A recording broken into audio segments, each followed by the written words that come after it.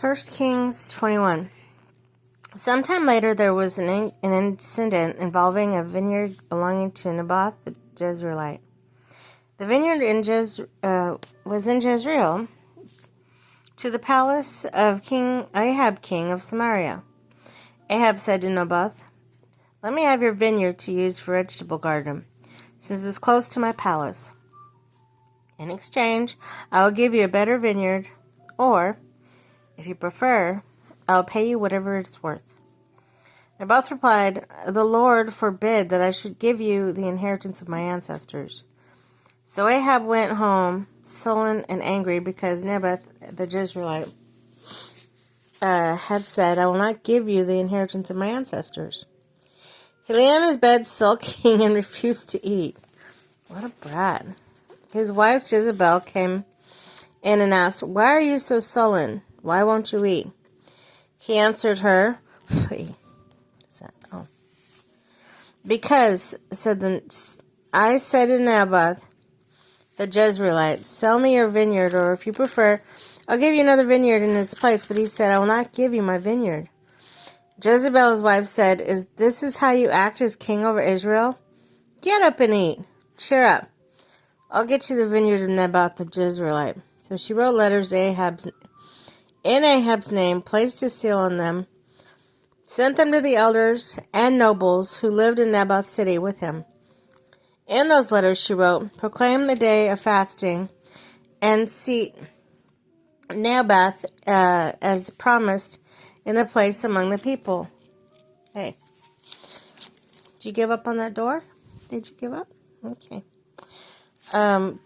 But seat 2 scoundrels opposite him and have him bring charges that he has cursed God and king. Then take him out and stone him to death. Harsh, huh? Harsh. Okay. So the elders and nobles who lived in Naboth's city did as the Jezreelite directed in letters she had written to them. They proclaimed a fast, seated Naboth in the prominent place among the people. Then 2 scoundrels came and sat opposite him and brought charges against Naboth before the people, saying, "Naboth has cursed both God and king."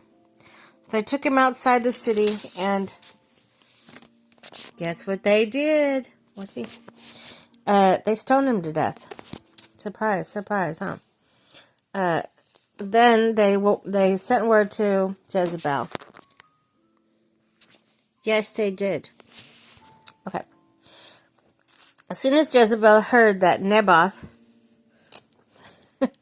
had been stoned to death, she said to Ahab, "Get up and take possession of the vineyard of Naboth the Jezreelite, that he refused to sell you."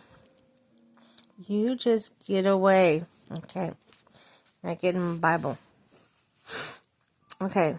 He is no longer alive, but dead. Then Ahab heard that Naboth was dead. He got up and went down to take possession of Naboth's vineyard. When the word of the Lord came to Elijah the Tishbite, "Go down and meet Ahab, king of Israel, who rules in Samaria. He now has Naboth's vineyard, where he has gone to take possession of it. Say to him, 'This is what the Lord says. Have you not murdered a man and seized his property?'" Hey! Ow! Oh, Jezebel. Anyway. Okay. Then say to him, "This is what the Lord said." Excuse me. No. Hold on. Okay. Anyways. "I'll make your house like that of Jeroboam." Stop it. Hold on. Leave my bookmark alone. Hold on a second. Then the word of the Lord came to Elijah the Tishbite. "Go down and meet Ahab, king of Israel, who rules in Samaria. He is now in Naboth's vineyard, where he is going to take possession of it. Say to him, this is what the Lord says. Have you not murdered a man?" Get your claws. Thank you. Okay. "And seized his property. Then say to him, this is what the Lord says.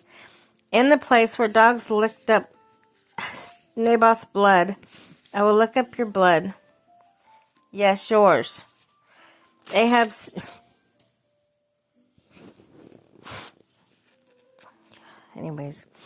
said to Elijah, so you have found me, my enemy. I have found you, he answered, because you have sold yourself to do evil in the eyes of the Lord. He says, I'm going to bring disaster upon you. Okay.